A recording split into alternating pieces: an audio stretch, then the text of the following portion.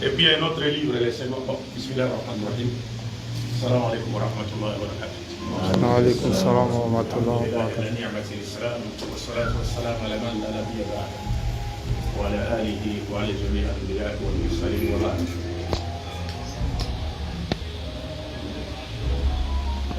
Après avoir rendu louange à Allah, le maître des circonstances et des temps, j'implore Allah pour qu'il comble, qu'il verse, qu'il couvre de sa bénédiction et sa miséricorde et grâce dans le prophète Muhammad sallallahu alayhi wa sallam. Donc, comme vous le voyez, nous sommes venus rendre visite à notre frère dans la foi, le frère Ekra, qui a connu un accident. Et par la grâce de Dieu, il est encore parmi nous et nous lui souhaitons un bon rétablissement, un prompt rétablissement et une guérison tamma. C'est ça l'islam. Parce que l'islam dit Namal Mu'minuna et foi. Les croyants sont des frères. Et la fraternité de la foi est plus importante que la fraternité dans la chair, ou une fraternité qui est basée sur des considérations temporelles ou passagères. Donc nous nous retrouvons tous sous la bannière de la ilaha illallah, Muhammad Rasulullah. C'est ce qui compte. Et c'est cette fraternité-là qui compte.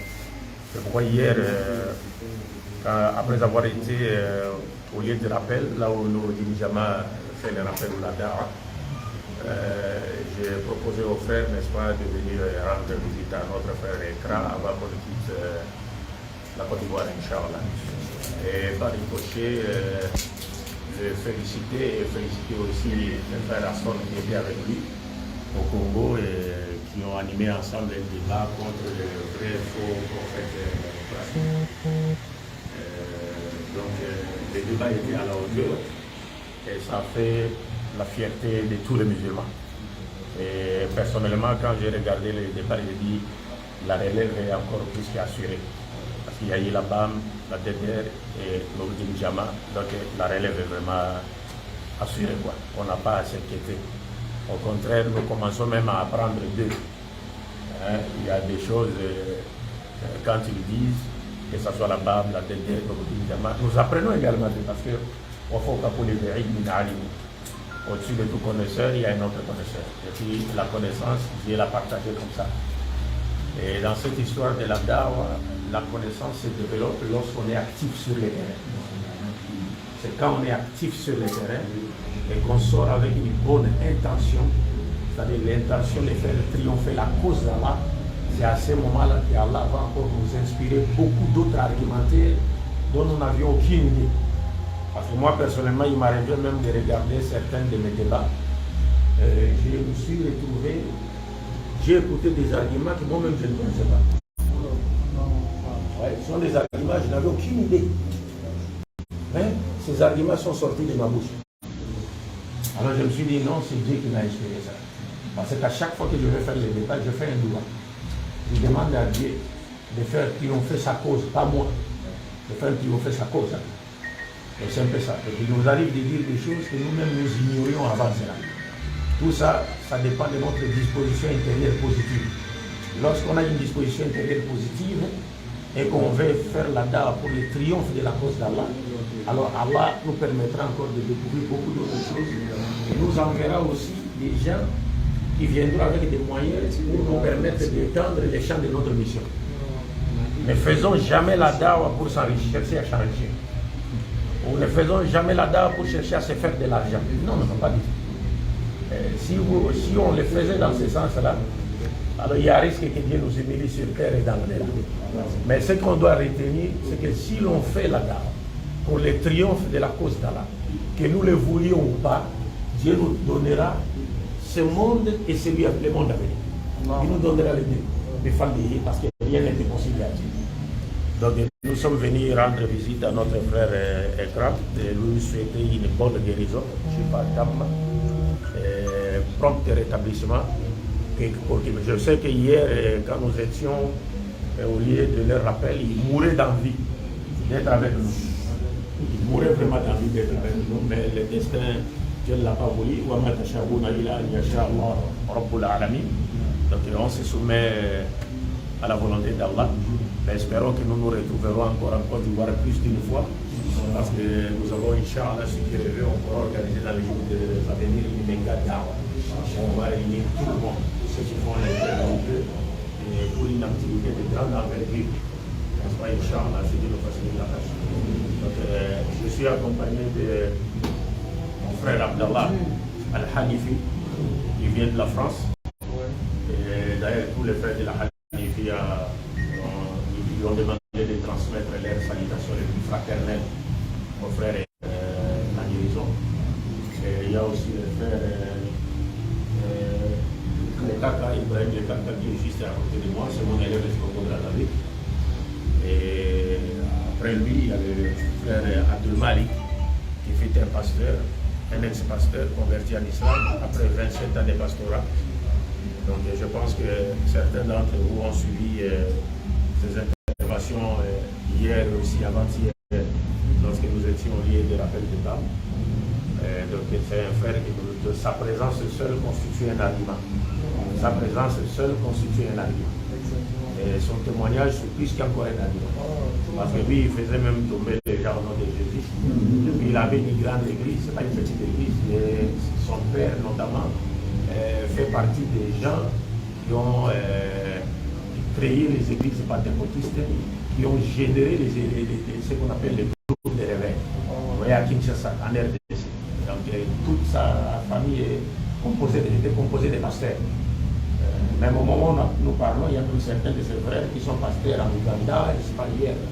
Mais c'était comme ça. Mais Dieu l'a dirigé sur la voie de l'islam par sa grâce. Alhamdulillah. Donc c'est un peu ça, je ne voudrais pas accuser de votre part. Donc nous sommes venus rendre visite une fois de plus à notre frère et gars et les encourager tous, la BAM, la DT, l'Oudou-Islama et les autres, à poursuivre cette voie. Cette voie qui nous rapproche plus de notre Seigneur et qui nous offre beaucoup d'occasions d'avoir le paradis. Donc c'est clair. On n'a même pas. Nous, on ne cherche pas les intérêts matériels. Je pense que si, moi personnellement, si je cherchais les intérêts matériels, je serais peut-être milliardaire. Mais tout ça, certainement, certainement. Oui. Bon, il m'a dit de ne pas dire, seulement m'a dit, quand j'étais au Congo, bon, je lui avais dit que le terrain n'était pas trop propice. Il dit Lopez, je jure par là, 3 fois. Il faut suivre Madi dans la dawa qu'il fait. Que si Madi faisait la dawa pour de l'argent, je jure par là qu'il allait avoir 10 000. Bien sûr. Il dit, je te l'assure, Lopez. Si Madi faisait la dawa pour de l'argent, suis son esprit. C'est ce qu'il m'a dit qu'on était au Congo. Parce qu'on était confronté à une petite difficulté là. Quelle leçon? Toi aussi, tout le monde peut témoigner de ça. On peut tous témoigner de ça, que si c'était pour l'argent, le docteur il allait avoir beaucoup d'argent. Après, maintenant, c'est la fitna même, c'est la tentation même du prédicateur. La tentation du prédicateur, c'est de ne pas corrompre son intention. Tu peux venir avec une intention bonne, et puis après, quand tu marches, il y a Chétan qui t'insuffle comme ça, là, et puis tu tombes. C'est pour ça, le fait qu'on ait une unité comme ça nous permet de c'est un rappel à l'ordre. De temps en temps, c'est nous-mêmes on se tait, c'est un autre frère qui parle. De temps en temps, on voit des frères comme Ikra qu'on aime, on les a jamais vus. C'est ça qui est très beau. C'est nous, en France, on voyait le frère Ikra qui a tapé Alexandre Salomon. Nous, on était là déjà, Alexandre Salomon s'apprêtait à prendre un billet d'avion pour venir le terminer ici. On a dit non, c'est même pas la peine, il y a notre frère qui est là-bas. Il a fait le travail. On a fini, on a économisé notre billet d'avion. On a préparé le billet de notre frère. C'est magnifique. Et c'est ça qui est beau avec l'islam, c'est ça qui nous rend fiers. Et surtout, moi je le souligne vraiment très fortement, quand on essaye de minimiser le noir musulman, c'est là ici qu'on voit même que la communauté musulmane noire, elle est présente et elle peut faire de grandes choses. C'est ça qui est magnifique. Bien sûr. Nous, on est heureux ici, on est honorés. Vous nous avez honorés comme ça, nous-mêmes, on est heureux. On est bien, on est apaisé. Même des gens ont vu des photos de moi, ils m'ont dit, mais là, ta tête brille, là. Qu'est-ce qu'ils ont fait, les Ivoiriens? Franchement, je vous dis que moi, j'ai été contacté plus d'une fois par des pasteurs. même Placide, il m'a supplié plus d'une fois. Il est venu même chez moi pour qu'on fasse même des trucs montés pour se faire de l'argent. J'ai dit non, ça ne marche pas avec moi. Il y a des pasteurs qui sont venus me proposer, non, Marie, si vous acceptez seulement, vous allez avoir des jeeps, dernier cri, des maisons, des gens. Ça, c'est rien, ça. À quoi servira à un homme de perdre la vie éternelle au détriment des choses mondaines et passagères? C'est un peu ça. Donc nous, notre souci, je l'ai toujours dit, c'est-à-dire mon plus grand désir. C'est-à-dire, quand je ne parle même pas de l'islam, je suis malade. Je suis comme ça. Quand je ne parle pas de l'islam, je suis malade. C'est-à-dire, ma femme aujourd'hui n'a qu'un seul rival. Oh, si on peut. Ma femme n'a qu'un seul rival. Je n'ai même pas dit une rivale. Je dis un seul rival. Ce sont mes livres. C'est tout. Moi, je ne fais que lire. À lire. Oui, je ne fais que lire. J'ai des livres électroniques, ceci, cela. J'ai au moins 8 tonnes, 500 kilos de livres. Sans compter les livres électroniques. Et tout le temps, il faut être branché devant les... Bon, ils ont été à Kinshasa. Déjà, dans la capitale, à l'époque même, nous avions plus de 50 chaînes chrétiennes. Dans la capitale seulement. De 20 chaînes de télévision, 30 chaînes de radio. Aujourd'hui, comme on a adopté le système TNT, c'est plus que ça. Nous avons plus de 200 chaînes même. Ouais. Et dans cet océan médiatique-là, les musulmans n'ont pratiquement rien, si ce n'est la vérité. C'est la vérité, c'est la vérité que nous détenons, qui nous permet de faire des victimes dans les cas adverses. Et pour que cette vérité prenne tout son sens, nous devons être toujours opérationnels. Il faut lire, il faut écouter, il faut tout. Il y a des fois, je pense, il est temps seulement à écouter tous les pasteurs qui passent à la télévision. Les écouter. Et il y a certains de mes petits même, je les ai chargés aussi de les faire. Quand ils entendent seulement un pasteur faire allusion à l'islam, ils doivent me rapporter ça. Pour que je sois au courant de ce qu'il a dit. Et je dois préparer déjà une réponse. Vous voyez ça? Donc, c'est ça notre mission. Quoi. Et nous le faisons parce que c'est un devoir sacré. C'est un devoir sacré. C'est-à-dire, il est demandé à tout musulman de faire la dawa. Si vous ne pouvez pas, si vous ne pouvez pas faire la dawa argumentaire, avec des arguments, il faut faire la dawa, même par votre comportement. Tout le monde est appelé à avoir un bon comportement, même les prédicateurs. Mais ceux qui n'ont pas étudié l'islam, ceux qui n'ont pas eu la chance d'apprendre l'islam, mais qui écoutent les imams, n'est-ce pas, et qui se réforment à partir des khutbah des imams, ils sont également appelés à faire la dawa par leur bon comportement. Parce que le prophète a dit, j'ai été envoyé pour parfaire le bon comportement. C'est ce que je disais aux frères hier en Europe, que là-bas chez vous, ce qu'il vous faut pour la dawa, c'est le bon comportement. Le bon comportement suffirait à attirer les gens à l'islam. Et c'est ce qu'ont fait vos aïeux quand ils étaient venus au Congo. Parce que au Congo, l'islam est rentré par l'ouest, à l'ouest par l'ouest africain et à l'est par les Arabes. Les Arabes sont venus avant. Mais les ouest africains et les Arabes là, qui étaient au Congo, là, mais ils ont convaincu les gens par leur comportement. Et seulement leur comportement. Et vous vous rappelez de l'histoire de l'Indonésie, qui est le plus grand pays musulman en nombre. Mais c'est à cause seulement d'un comportement. Ils ont appliqué un seul enseignement du prophète, ne trichez pas avec la balance. Ils n'ont pas triché avec la balance. Le prophète a dit, quand vous pesez, faites de sorte que ça soit un peu élevé. Parce que si l'acheteur a une balance chez lui, et va aller repéser encore ce qu'il a acheté, les produits qu'il a achetés chez vous ou chez toi, et s'il trouve que le poids est inférieur au poids normal, il vous prendra pour une personne moins sérieuse. Mais si vous faites dépasser un peu le poids, et qu'il va repéser les mêmes produits chez lui à la maison, il trouve que le poids est supérieur à celui qu'il espérait, il verra en vous une bonne personne. C'est comme ça que les musulmans ont appliqué cet unique enseignement de l'islam et qui a conduit l'Indonésie à embrasser l'islam. Parce que finalement, les gens sont partis les voir pour leur demander, mais on vous voit prier, mais quelle est votre religion? Oh non, nous sommes des musulmans, voilà. C'est quoi l'islam? Ils ont commencé à expliquer. Voilà comment l'Indonésie est devenue le plus grand pays musulman en nombre. Donc tout enseignement de l'islam peut conduire les non-musulmans à l'islam.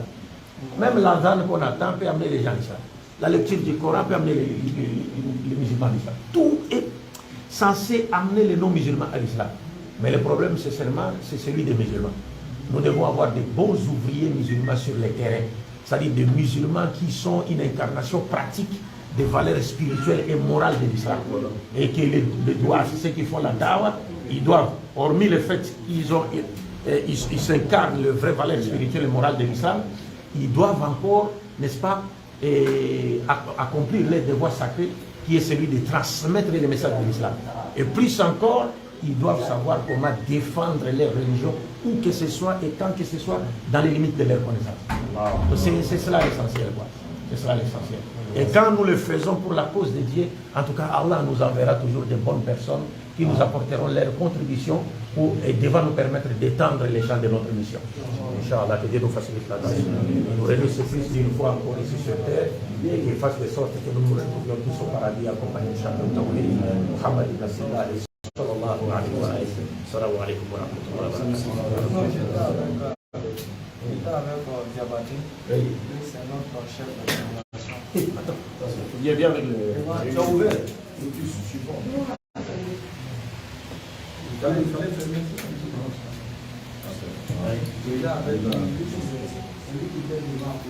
Ah, ok.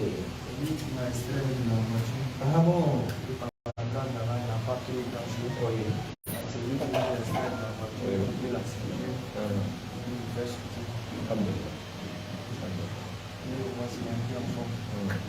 Ce que Dieu a prévu. Parce que rien ne nous arrive que ce que Dieu nous a destiné. Et face à toute épreuve, il faut toujours savoir faire une lecture spirituelle.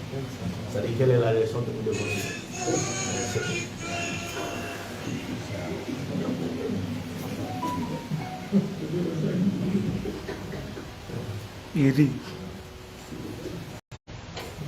En tout cas, je suis plus que fier de vous, nos frères de la Côte d'Ivoire. Vous faites vraiment notre fierté, c'est-à-dire la fierté de l'islam et de l'islam. Et continuez sur cette lancée. Nous espérons qu'au dernier jour, Allah nous présentera devant ses autres serviteurs comme étant ceux qui ont essayé, n'est-ce pas, d'apporter leur contribution pour le triomphe de sa cause dans les limites de leur connaissance. Et ne suivez pas les détracteurs. Il y a beaucoup de détracteurs, même musulmans.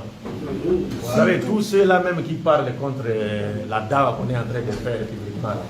Wallah, il saura faire 10 minutes devant moi dans un débat basé sur des textes coraniques et de la sunna authentique. Aucune personne, ils parlent pour parler seulement, ce sont des ignorants. Le problème, c'est qu'ils sont, ou bien s'ils ne sont pas ignorants, ils sont jaloux ou ils ont la haine. Parce qu'ils se disent, mais comment se fait-il que c'est eux qui font ça? C'est nous qui devrions être là. Mais ils ne peuvent pas le faire. Parce que d'abord, ils ont pris en otage c'est-à-dire l'islam universel entre les 4 murs de leur mosquée. Ici, nous ne parlons pas des grands imams qui ont une ouverture d'esprit, tels que les imams Samassi et tous ces imams-là, des grands, qui connaissent ça. Mais il y a des petits là, qui ne connaissent absolument rien, qui agissent comme des grenouilles au fond d'un puits, qui ne voient qu'une partie du ciel. Ouais. Comme je l'ai toujours dit, la grenouille, lorsqu'elle est dans un trou, elle ne verra qu'une partie du ciel. Donc même si l'avion est passé à 100 mètres, vous lui dites, il y a un avion qui est passé ici. Elle te dira, non, depuis que je suis là, je n'ai pas vu l'avion ici. Mais l'avion est passé, elle oublie qu'elle est dans un trou et qu'elle ne peut pas voir tout le ciel. C'est ça le problème. Je ne voudrais pas. Il y a même un frère, quand je suis arrivé, on m'a envoyé la vidéo d'un frère ivoirien qui disait, Abdul Majid, il répète même la terminologie des frères du Congo-Brazzaville. Il est juste après le mot. Donc ça montre clairement qu'il fait juste les relais. C'est-à-dire quand j'ai entendu, c'est-à-dire exploiter et utiliser les mêmes termes, la même terminologie, je me suis dit que non, il est en train de faire juste les relais. Parce que ceux-là ne peuvent plus parler maintenant. Ils ne peuvent plus parler. Parce que le temps les a confondus. Dieu les a confondus à travers le temps. Donc ils ne peuvent plus parler. Maintenant ils font les relais. Donc si Abdul Malik arrive quelque part, on essaie de contacter certains frères. Oui, c'est... voyez. Donc c'est un peu ça. Moi je me suis dit, mais s'il était vraiment un bon musulman, l'islam nous dit Ad-din ou Nasiha. La religion c'est le concept. Mais mon frère, moi je suis venu chez toi, en Côte d'Ivoire. Si toi tu connais vraiment l'islam, tu es vraiment un imam ou un cheikh ou un connaisseur au sens propre du terme, le mieux aurait été pour toi de venir me voir. De venir me voir. Au lieu de commencer même à dire, certains disent, oh, la dawa là qu'il faut. Mais les prophètes sortaient, ils faisaient la dawa dans les marchés, ils faisaient la dawa dans le riz, ils faisaient même des porte à porte comme les témoins de Jéhovah. Avant même les témoins de Jéhovah, les prophètes faisaient cela. Mais où êtes-vous pour faire la dawa dans ces milieux-là? Parce que la catéchèse là, on fait la soulèvement, où êtes-vous alors pour le faire? Non, vous restez dans vos mosquées seulement, cloîtrés dans vos mosquées. Il y a même des non-musulmans qui sont juste à côté de vous là-bas, qui meurent sans avoir entendu parler de Mohammed. Et le prophète dit, Wallahi nafsi biyadi, la yasma'u bi ahadun min hadhihi al-umma, yahudiyyun wala nasraniyyun, thumma yamut, wa lam yu'minu billadhi ursiltu bihi, illa kana min ahli nar. Je jure par celui entre les mains de qui ma vie repose, mon âme repose. Si une personne de cette communauté, qu'elle soit vive ou chrétienne, attend parler de moi et ne croit pas penser à quoi j'ai été envoyé, si elle meurt, cette personne, dans sa mécréance, son sort final ne sera que l'enfer. Mais comment voulez-vous que les juifs et les chrétiens attendent de parler de Mohammed dans les mosquées? Et ils viennent dans les mosquées. Et ils fréquentent les mosquées. Mais la sunna rapporte clairement, la sira rapporte clairement, Al-Rasul sallallahu alayhi wa sallam, kana yad'u an-nasa ila al-islam fi al-aswaq, fi shawari'. Qu'est-ce que vous attendez pour faire la dawa? Dans les marchés, aller appeler les gens, dans le riz, qu'est-ce que vous attendez pour le faire? C'est scandaleux. C'est scandaleux. Comment? Oui. Il y a même certains qui ont dit, non, voilà, ils commencent maintenant à faire la dawa payante. Oh. Il ne sait même pas pourquoi je suis venu. Il ne sait même pas. Et c'est pourquoi je l'ai dit. Même dans mon introduction à la conférence qu'on a donnée à l'Hôtel d'Ivoire, je pense que ceux qui ont suivi mon introduction en arabe, ils vont comprendre ce que j'ai dit. Moi, je ne fais pas la dawa pour l'argent. Et j'ai même dit ici, je quitterai la Côte d'Ivoire sans prendre la personne qui m'a invité. Même si elle veut me donner elle-même l'argent, je ne prendrai pas cet argent. Parce que je ne suis pas venu pour ça. Je ne suis pas venu pour ça. Et j'ai insisté même pour que les deux conférences soient gratuites. Mais la sœur avait dépensé de l'argent. Et aussi, il fallait, parce que ce que les gens doivent comprendre, il y a des conférences qui sont données par des musulmans, qui sont animées par des musulmans, mais qui sont payantes. Mais l'argent, c'est-à-dire qu'on paye là, c'est-à-dire les droits de participation là, c'est-à-dire l'argent qu'on va récolter là, sera reversé dans des associations caritatives qui s'occupent des nécessités. Des associations par exemple qui prennent en charge les orphelins, le veuve et d'autres nécessités. C'est comme ça. Mais ce n'est pas pour se faire de l'argent. Bon, comme ils sont animés par la jalousie, la haine et sanctionnés par l'ignorance, et quand ils entendent parler d'Abdul Malik directement, ils disent oh non, il veut je fais de l'argent. Ça veut de l'argent pour moi. Et moi j'ai besoin de ça. J'ai pas besoin de ça. J'ai pas besoin de ça. Alors donc c'est scandaleux. Nos frères là, c'est très très... Donc c'est pourquoi j'ai dit à tous mes frères de la Côte d'Ivoire et d'ailleurs, nous avons seulement une seule ligne de conduite, un principe à respecter. Les chiens aboient, la caravane passe. Nous on continue, c'est tout. Parce que la dawa que nous faisons, c'est Dieu qui a voulu que nous fassions cette dawa. Et les gens qui se convertissent là, ils ne se convertissent pas de par notre volonté. Non. Toi tu ne peux pas guider celui que tu veux. Mais c'est Allah qui guide qui il veut.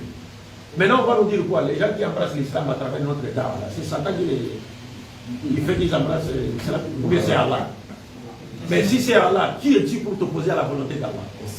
Cheikh Albani, rahimahullah, disait même de Cheikh Ahmad Didat, rahimahullah, il disait que ce que Ahmad Didat a fait, c'est nous qui devions faire cela, les chiots.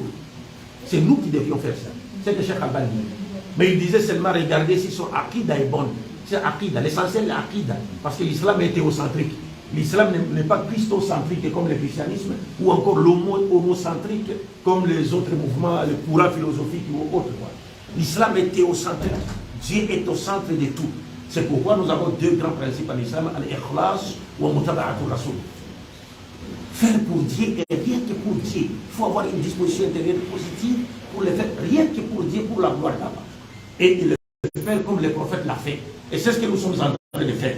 Parce que le prophète est sorti, il est parti dans les marchés, il a fait la dawa, il a appelé les gens dans les marchés, il a fait la dawa dans les rues, il a visité les mouchirikoun dans leur maison pour les appeler à l'islam. Il a même écrit, il a envoyé même des lettres à des monarques, des dirigeants étrangers qui dominaient ce monde à l'époque-là pour les inviter à embrasser l'islam. Mais aujourd'hui, tu verras ces gens-là, ils ne peuvent même pas envoyer une petite, c'est pas un brillant ou quoi, à un pasteur qui est juste à côté là, pour l'inviter à embrasser l'islam. Il ne peut pas.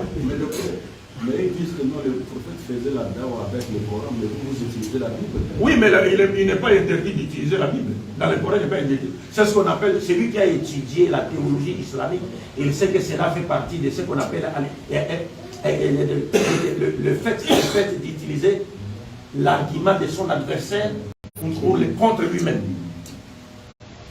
Cheikh Albani a dit ça. Cheikh Albani a dit ça. Tu vois un peu ça? Ça fait partie de la théologie islamique. Et puis, nous avons des versets du Coran. Mais le prophète lui-même a utilisé la Bible. C'est ça que les gens ne C'est ce que les gens ne comprennent pas. Il y a le hadith. Il y a un hadith où ils disent un jour, Oumar a pris une... Ah, on va revenir sur la hadith, on ne comprend pas. Moi, je ne voulais même pas parler du hadith de Oumar parce qu'ils ne connaissent pas cet hadith. Ils se prononcent sur des choses qu'ils ne maîtrisent pas. Vous savez, les problèmes de nos frères, la plupart d'entre eux ont été dans les universités islamiques, ils ont étudié jusqu'au niveau de licence. Et certains ont eu quelques bribes, quelques notions élémentaires, on leur a parlé de Muqarranatul Adiyan. Mais en réalité, Muqarranatul Adiyan est enseigné au niveau de magistère et doctorat. Donc si tu n'es pas arrivé à ce niveau-là, tu ne peux rien comprendre. Parce que ça existe à l'université de Médine, ça existe à l'université de Qura, ça existe à El Azhar, ça existe partout. Et quand vous regardez même les programmes de Qura, mais c'est terrible. Parce que Qura, on enseigne même l'introduction au Talmud, l'introduction au Midrash, il y a beaucoup de choses. Même l'hindouisme, on enseigne là-bas. Et ils ont donné même les objectifs qui sont clairs. C'est pour permettre aux étudiants musulmans de prendre connaissance de toutes ces doctrines-là et savoir comment détruire ces doctrines-là. Remettre en cause ces doctrines-là au détriment des doctrines islamiques. Est-ce que vous comprenez un peu ça? Donc les hadiths de Omar, ils ne connaissent pas ça. Ils ne connaissent pas l'essence. Ils en parlent pour parler. Il y a beaucoup d'ignorants. Moi, je me suis beaucoup plus réservé. Il y a une grande fitna chez nous là-bas. Je me suis vraiment réservé. Jusqu'aujourd'hui, je n'ai pas répondu parce que le prophète sallallahu alayhi wa sallam nous a clairement dit que lorsque les gens racontent des bobards sur vous, n'est-ce pas, et que vous avez des arguments pour les détruire, mais vous les laissez à cause d'Allah, alors Allah continuera à vous élever et il va les humilier. C'est à cause de cela que j'ai laissé. Sinon, des frères ont fait des audios, beaucoup d'audios contre moi. Mais wallahi billahi, si je me suis décidé de si je voulais répondre à ces audios-là, ça aurait été terrible. Certains d'entre eux auraient déchiré leur diplôme. Wallahi billahi. Ça, wallahi billahi tallahi min fawqi sab'a samawat. Dieu m'attend. Ils auraient déchiré leur diplôme. Tous ces audios qu'ils ont fait contre moi là, il fallait que je les fasse retourner encore à l'école. Mais je me suis tué parce que je me suis dit que non, ce serait encore une manière de continuer à attiser la fitna pour rien. Parce que je les avais prévenus en disant faites très attention. Satan est là. Et déjà vous vivez à côté, ce n'est pas d'un océan. C'est parmi les makar rasmi d'Iblis. Il faut faire très très attention. Il faut avoir une lecture spirituelle de la situation. Jusqu'aujourd'hui, c'est qu'il faut le dire. Parce que ça fait aujourd'hui 4 ans depuis que notre dawa s'est arrêté au Congo-Brazzaville. Personne n'a fait la dawa. Ça fait au moins 4 ans aujourd'hui. Mais même si Abdul-Majid n'est pas là, mais continuez à faire la dawa. Ça pose problème maintenant. Ça pose problème pourquoi? Parce qu'ils se disent que non, peut-être s'il faisait la dawa, les gens vont demander où est Abdul-Majid. Ça pose problème. Non, non, Abdul-Majid n'est rien. وما محمد إلا رسول قد خلت من قبله الرسل أفإمات أو قتل إن انقلبتم على أعقابكم إلى آخر الآية. Abdul-Majid, c'est un humain, il peut mourir. Il a trouvé l'islam, il peut mourir, il laisse l'islam. Mais continuez à faire la dawa. Cette dawa que nous faisions au Congo-Brazzaville et qui a mené au moins 500 personnes par mois, mensuellement 500 personnes se convertissaient à l'islam. C'est la première fois que j'en parle. C'est la première fois en live que j'évoque ce sujet-ci. au moins 500 personnes se convertissaient à l'islam. Mais pour un sujet de divergence que je n'ai jamais évoqué publiquement, que ce soit chez moi au Congo, à Kinshasa, que ce soit au Congo Brazzaville, je n'ai jamais parlé de cela. Et c'est un sujet, c'est-à-dire j'ai épousé les points de vue de certains oulémas de Ahlus Sunna wal Jama'a qui ont le même point de vue que moi. Mais ça fait pitié. Il y a un de mes frères, il est parti, il a fait des copier-coller sur le net, il a fait un audio pour m'attaquer, il a cité le docteur Mahmoud Al-Hayik. Regardez, Cheikh Mahmoud Al-Hayik dit, tout en ignorant lui-même que Mahmoud Al-Hayik a la même position que moi. C'est comme s'il était entré, il a eu des problèmes avec la terre, il est parti l'accuser auprès de la montagne. C'est la même substance, quoi. Vous voyez un peu ça. Wallahi billah. Et puis il vient dire, non, lui il ne connaît pas Moustapha al-Hadith. C'est nous qui sommes des étudiants sortis de l'université Jamia, de Madinat Munawara, Islamia. Est-ce que vous comprenez? Il a parlé. J'ai donné un indice là qui l'a perturbé parce qu'il n'avait jamais entendu parler de cet indice là. Et je pense que le frère qui était même avec lui, lui avait dit cela. Que malgré les études que nous avons faites, n'est-ce pas, mais personne d'entre eux n'était au courant de cet hadith. C'était clair. Pourtant, l'hadith était lié au sujet, à notre sujet de divergence, notre point de divergence. Mais il n'avait jamais entendu parler de ça. Il a fait des copier-coller sur le net en disant, oh voilà, Yunus ibn Maïsara n'a jamais rapporté des hadiths de Muawiyah. Il a cité des sources qu'il ne maîtrise même pas. Mais si je voulais les détruire, j'allais les détruire facilement, lui donner les sources même de Cheikh Albani qui te confirme que Yunus ibn Maïsara a rapporté des hadiths de Muawiyah. Tu vas faire quoi maintenant? Maintenant, comme toi tu appelles Albani ton père, et si moi et Cheikh Albani, rahimahullah, nous avons les mêmes points de vue, selon lesquels Yunus ibn Maïsara a rapporté des Muawiyah, des hadiths, donc moi je serai qui pour toi? Tu vois un peu ça? Tout ça, je ne comprends pas. Et puis ils ont voulu en faire un grand problème, comme si ce sujet-là peut conduire quelqu'un au paradis ou en enfer. Ça n'existe pas. Ce n'est même pas un sujet sur lequel nous serons questionnés dans nos tombes ou encore sur la surate. Ça n'existe pas. Mais ils en font un sujet parce qu'ils sont motivés par la jalousie, la haine, et puis sanctionnés par l'ignorance. Et c'est scandaleux, quoi. Voilà, c'est scandaleux. Voilà. Ça fait pitié. Et aujourd'hui, la dawa s'est arrêtée pendant 4 ans. Combien de Congolais du Congo Brazzaville et d'ailleurs allaient embrasser l'islam? Mais qu'est-ce que nous dirons devant Allah? Qu'est-ce que nous dirons devant Allah? Wallah, je n'ai jamais évoqué ce sujet-là. Mais il y a beaucoup d'audio et ils continuent à propager cela. Mais je me suis toujours réservé. Mais si je vais les humilier tous, Wallahi, Billahi, Tallahi, mais une fois que ça va s'amalade, Dieu sait de quoi je suis capable. Ah, ouais. Bon, maintenant, les débats, il est sur le même sujet. Est-ce qu'ils ont eu le dessus sur moi? Personne, ils n'en parlent pas. Ils savent ce qui s'est passé là-bas. Ils savent ce qui s'est passé là-bas. Parce qu'ils s'attendaient à ce qu'Abdelmadi dise, Matthieu a dit, Exode a dit. Non. C'était Qala Allahu wa Qala Rasoul. Et puis, langue arabe, ça dit ça. Maintenant, il faut leur demander. Ils ont eu le dessus sur moi? Ou qui a eu le dessus sur les autres? Qui? Et ce qui est... Je ne veux pas... Les autres frères qui étaient là, ils étaient animés de bonne volonté. Il n'y a qu'un seul frère qui a accusé ce fait de la fitna. Et je ne voudrais pas citer son nom ici. Et il a donc cherché des legs, n'est-ce pas? Appeler d'autres frères pour les impliquer. Mais les autres frères sont des innocents. Mais si c'était un débat 1 contre 1, moi et lui, Wallah, il aurait déchiré son diplôme ce jour-là. Mais demande-lui maintenant, est-ce qu'il a eu le dessus sur moi? Non. Et après cela, il a fait des audios. Les audios dans lesquels, ça dit, il ne fait que propager son ignorance sur le sujet. Mais je me suis arrêté. Comme je venais de le dire aujourd'hui, il a cité Cheikh Dr Mahmoud Khalid Mahmoud Al-Hayik, alors que Dr Mahmoud Al-Hayik, il a la même position que moi. Mais lui, il ne savait pas. Il a dit que les hadiths là, Yunus ibn Maïsara n'a jamais rapporté de Muawiyah. Cheikh Albani confirme que Yunus ibn Maïsara a rapporté des hadiths de Muawiyah. Maintenant, il faut regarder maintenant l'authenticité de ça. Est-ce qu'il a dit que c'était authentique ou pas? Il a dit que c'est authentique. Et il a fait des interprétations alambiquées d'un verset du Saint-Coran sur lequel devait se focaliser notre débat. Il s'est contredit là pitoyablement. Tantôt il dit que le verset veut dire ceci, tantôt le verset veut dire cela, ceci, cela. Moi je me suis dit. Vous voyez? Alors ça commence. Certains même sont venus, ils sont partis même jusqu'à dire, Abdul Majid dit que Nabi Issa est mort enterré au Cachemire. Wallah, il est mort à 120 ans enterré au Cachemire. La'natullahi ala al-kadhibin.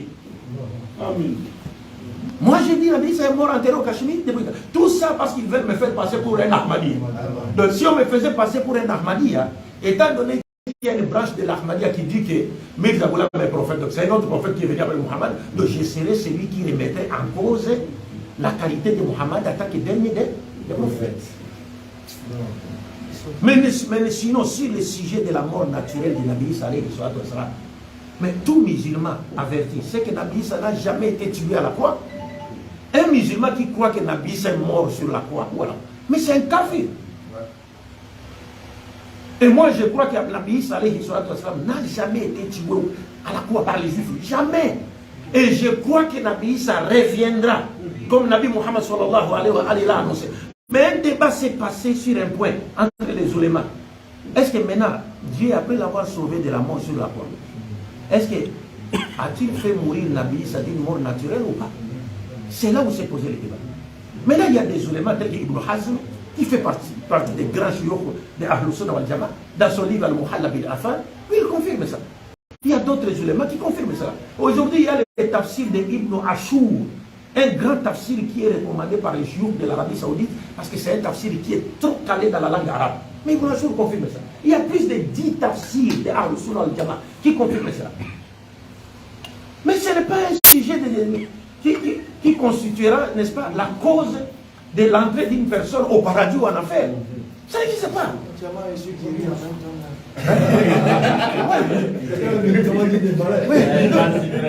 Donc ça n'existe pas.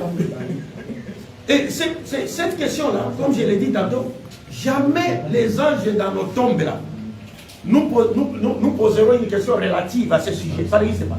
Sur les sirotes également, ça n'existe pas. Et nous croyons que Nabi Issa alayhi salatu wa salam reviendra. Mais quand j'étais en train de débattre avec mes frères, là, vous savez, une fois même, je leur avais dit, vous ne savez même pas que Nabi Issa est déjà revenu une première fois. Mais il n'a rien fait. Les gens étaient stupéfaits. Comment ça? J'ai dit, oui. Les gens étaient étonnés. J'ai dit, mais il est revenu lors de Isra, non? Il a prié derrière les prophètes. Mais il était là, non? Mais il n'a rien fait parce que ce n'était pas le moment de sa mission finale. Mais il était là, et les ulémas sont dans l'antivergence. Quand on leur pose la question, est-ce qu'ils étaient venus? Ils étaient dans leur corps physique ou corps spirituel? Et les ulémas, certains disent non, ils étaient dans leur corps physique. Et c'était Sharaful Nabi. Donc Dieu a fait ça à l'honneur de son prophète. Est-ce que vous comprenez ça? Vous comprenez un peu ça? Donc il faut faire très attention. Ce sont des, même entre nous et les chrétiens et les juifs, il arrive un moment dans les Saint-Coran, Dieu nous conseille, à nous tous, il dit, si vous ne parvenez pas à vous attendre, continuez à œuvrer, à faire de bonnes œuvres. Quant à vos divergences, je vous départagerai ici. Ça, c'est encore avec les non-musulmans. À combien plus forte raison avec les non-musulmans? Et surtout lorsqu'on sait que c'est un sujet qu'on n'aborde pas. C'est eux-mêmes par jalousie, par haine, par ignorance, ils vont aller déterrer ça. En disant, donc, il a dit ça, il a dit. Mais toi, tu ne m'as jamais entendu dire ça publiquement.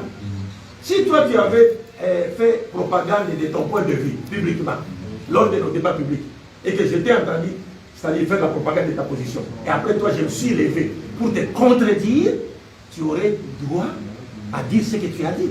Parce que Imam Ahmad, rahimahullah, il a montré clairement qu'il y a une règle chez les Ahlus Sunnah wal Jama'a. Une personne peut être un bidaïste, mais si c'est un connaisseur, Imam Ahmad disait, on prenait les hadiths auprès même des Ashab al-Bida aussi longtemps qu'ils ne faisaient pas la propagande de leur Bida. Ils gardaient ça pour eux-mêmes. On prenait les hadiths, parce qu'ils étaient des grands connaisseurs des hadiths. Mais si seulement ils commencent à, si seulement ils commencent à faire propagande de leur Bida, là on fait, on prend plus les hadiths. Bon, ça si on parle de Bida même, ça c'est un point de vue. Des ulémas qui ont fait les ijtihad. Ils vont dire non, c'est concerne la Aqida, mais ce n'est pas tout point de vue qui est relatif à Aqida qui conduit à en enfer. faut être fou. Vous vous rappellerez que Ibn Abbas, avec Aïcha, notre mère Aïcha, ils étaient en divergence sur le fait que le prophète avait vu Dieu lors du miracle ou pas. Ibn Abbas dit le prophète a vu. Aïcha dit le prophète n'a pas vu. C'est une question liée à la ride. Divergence.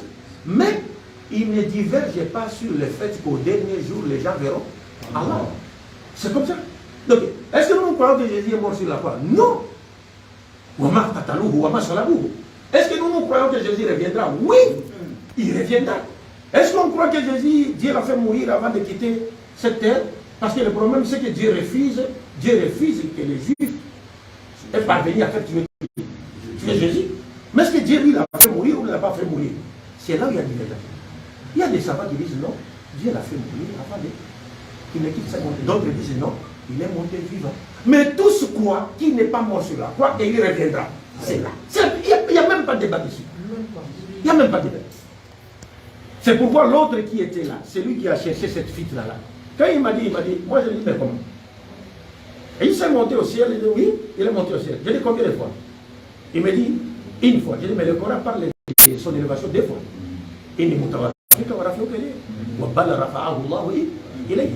Ça parle deux fois. Comment joindre les deux versets? Il avait du mal à joindre les deux versets. Et lorsqu'il arrive, j'ai dit, bon, il est au ciel, 40e ciel. Il me dit, il dit, oh non. Troisième, j'ai dit, non, prenez la version d'Ibn Abbas, de Mi'raj. Deuxième ciel. Deuxième ciel, il est avec qui? Oh, il est avec Yahya, ça va. Ils sont dans quel corps? Myriam. Parce que Yahya n'a pas son rafle dans le Coran. Qu'est-ce que Yahya fait au deuxième ciel avec Issa, alors que son rafle n'est pas dans le Coran? Et en dehors de, après ça, deuxième ciel, premier ciel, Nabi Adam. Mais il n'a pas son rafle dans le Coran. Deuxième Yahya. Et Issa, il n'a pas son rafle. Nabi Issa n'est même pas après Sidrat Muntaha, là où le prophète était arrivé. Mais il est au deuxième ciel. Troisième ciel, Nabi Youssouf. Quatrième, Nabi Idrissa. Cinquième, Nabi Haroun. Sixième, Nabi Moussa. Septième, Nabi Ibrahim. Il n'y a pas leur élévation dans le Coran. Qu'est-ce qu'ils font là-bas et dans quel corps étaient-ils? Est-ce que vous comprenez? C'est là où vous ne comprenez pas. Alors lui, il m'a dit, il a répondu, non, Yahya était dans son corps spirituel, mais Nabi Issa était dans son corps physique. J'ai dit, donne les hadiths du prophète tout de suite là, qui te dit que c'était ça le cas. Moi, j'abandonne ma position pour te suivre dans ta position. Et c'est un défi. Au lieu de répondre, de donner les dalils, il a dit, ah, voilà, il commence à qualifier ça de défi. Qu'est-ce que j'ai dit? Qu'est-ce que j'ai dit? J'ai dit, oh, je retire ma parole. Il a dit, il faut faire très très attention. Il faut faire très très attention. C'est un petit sujet qui ne remet pas du tout en cause notre foi. Mais les gens poursuivent autre chose.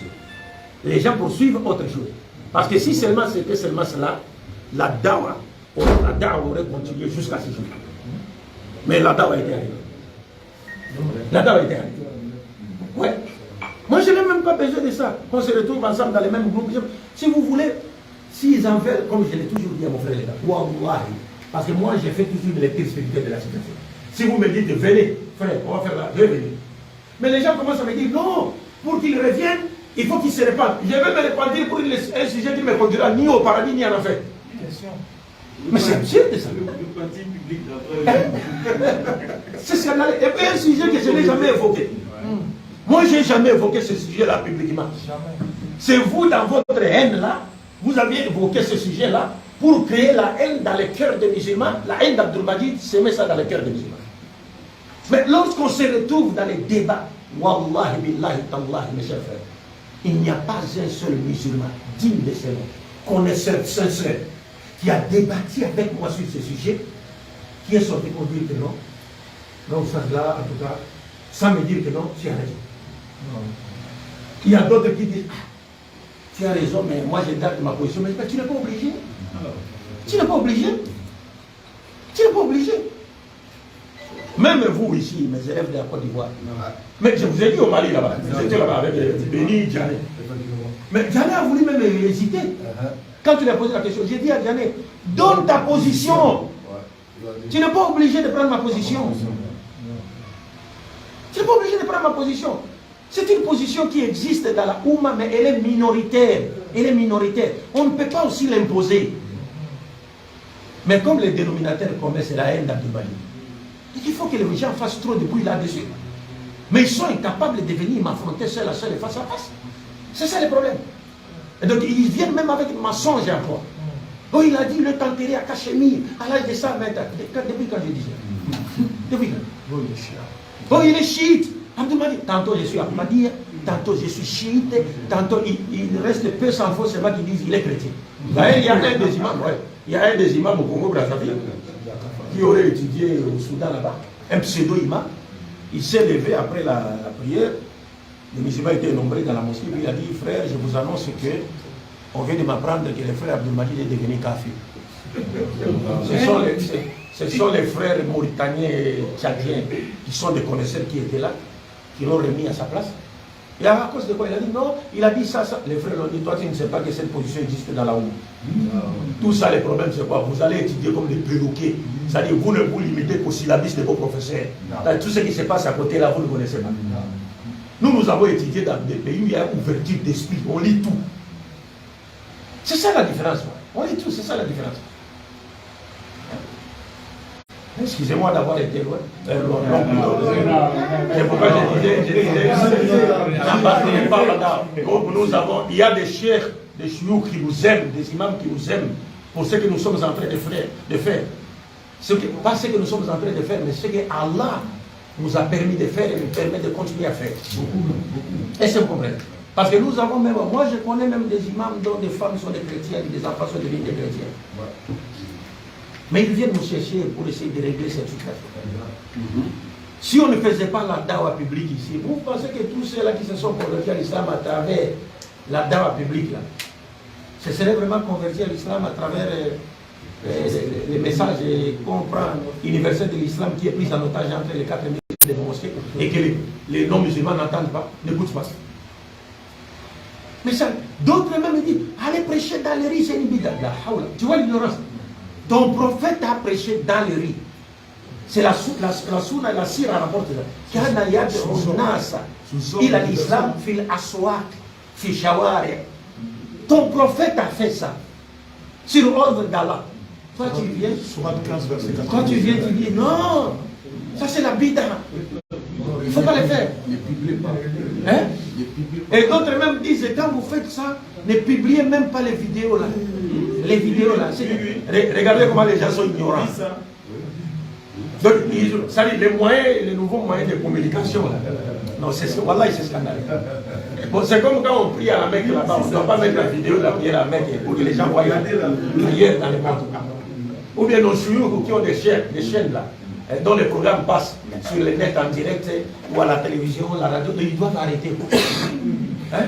Ils doivent arrêter. En contradiction avec les versets du Coran, où Allah nous montre qu'il va encore montrer à l'être humain, il va lui donner l'intelligence pour innover, inventer encore d'autres choses que les humains ne connaissaient pas. Et la règle se limite à une seule. Tu vois un peu ça? Tout ça, moi je vous dis ceux qui disent cela. Wallah, ils n'ont même pas le pouvoir de sortir faire la dawa publique. Ils seront confondus comme ils ne l'ont jamais été. Le monde n'est plus comme celui qui est le monde passé. Parce qu'il y a des choubahats partout. L'internet est là. Il suffirait seulement qu'on écrive les musulmans, les choubahats sont là. Ils ne peuvent pas. C'est soit l'ignorance, la jalousie ou la haine. Il n'y a pas autre chose. Et si c'est l'ignorance, c'est de la mauvaise ignorance. Parce que quand on souffre d'une ignorance positive, on va chercher les gens qui font cela pour aller leur demander comme tout ça, leur exiger des preuves. Leur exiger des preuves. Mais vous commencez seulement à parler. Il est garel, il est ceci, cela. Vous savez, il y a même certains qui sont partis jusqu'à dire, on leur dit, mais comment? Les gens rentrent à l'islam et disent, mais ils vont là pour faire quoi? Mais c'est pour qu'ils les égarent du droit chemin. La hawla. La hawla. C'est pourquoi j'étais d'accord avec l'imam Agibou. J'ai regardé une de ses vidéos dans laquelle il a dit au Jamaat Tabligh, continuez à faire votre bida là. Si seulement ça peut faire sortir, ça peut ramener les musulmans à la mosquée, ça peut faire sortir les musulmans des maquis ou les faire détourner à la mosquée, continuez avec votre bida. Parce que c'est une bonne bida. Parce qu'ils ne vont pas là-bas pour les inviter à aller adorer des idoles. Ou aller adorer un autre Dieu qui ne serait pas Allah. Mais vous voyez vos frères musulmans qui sont là, par exemple des commerçants, qui ne s'y rendent jamais à la mosquée, qui ne vont jamais à la mosquée. Mais vous les voyez. Vous n'allez jamais leur parler de l'importance qu'il y a à se rendre à la mosquée. Non.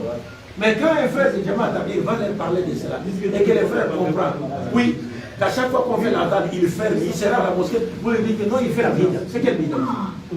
C'est quelle bid'a? Il peut y avoir des points sur lesquels nous ne sommes pas d'accord, mais ça existe. C'est pourquoi j'étais entré l'autre fois quand j'étais au Mali, j'ai dit aux gens, parce qu'il y a certains qui viennent, nous sommes salafistes. Mais le mot, se faire appeler salafiste, c'est une bid'a. C'est une bid'a, se faire appeler salafiste, c'est une bid'a. C'est pas parce que certains grands chouyours l'ont dit. Non, c'est une bid'a, ça n'a jamais existé. Ce terme n'a jamais existé. Ils vont venir avec des versets du Coran qu'ils ne comprennent pas. Parce que les versets simplement utilisés, le verbe salafa ou bien le mot salaf. Non, même Pharaon a été appelé salaf dans les Saint-Coran. Dans les mal. Ça veut dire que le prophète nous a demandé de nous faire appeler des salafis. Ça n'existe nulle part. Il y avait des sahaba qui étaient en conflit comme ça. Un muhajir qui appelait ses frères muhajirou. Et un ansouar qui appelait ses frères ansouar. Mais le prophète, quand le prophète a entendu cela, le prophète leur avait dit, est-ce que vous êtes encore dans la jahiliya jusqu'à ce jour? Après l'islam. Et le prophète a dit, Sammul muslimina bi asma'illati samahumullahu biha. Appelez les musulmans par les noms que Allah leur avait donnés. Les noms par lesquels Allah les avait appelés. Il dit, il cite trois noms. Al-Mu'minoun, Al-Muslimoun, Ibadullah. Trois noms. Le prophète dit, appelez les musulmans par les noms par lesquels Allah les a nommés.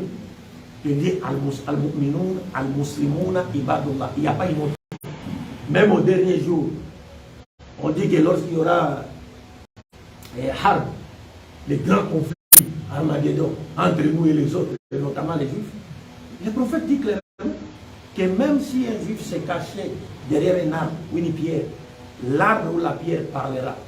L'arbre dira quoi? L'arbre dira Ya Muslim, Ya Abdallah. Tu ne verras jamais l'arbre ne dira jamais Ya Salafi, Ya Tijani, Ya Soufi, Non. Ce sont des noms inventés par des humains qui n'ont rien à voir avec la révélation de Dieu. Nous sommes les premiers à accuser les autres en disant il faut ça. Mais tout ce que vous avez inventé là, est-ce que Dieu vous a demandé de le faire? Non. C'est lui qui vous a appelé les musulmans bien avant. Il y a deux tafsirs de nous à Abbas. C'est Dieu qui nous a appelés, l'autre tafsir, Nabi Ibrahim nous a appelés. Mais les noms des musulmans sont connus. Et le fait même de... On ne peut pas comparer un seul nom de parmi tous ces noms-là avec les mots musulmans. Tel que le prophète lui-même l'a défini. Al-Muslimu man salima an-nasu min lisani wa yadihi. On ne peut pas les comparer de par son sens. Et c'est celui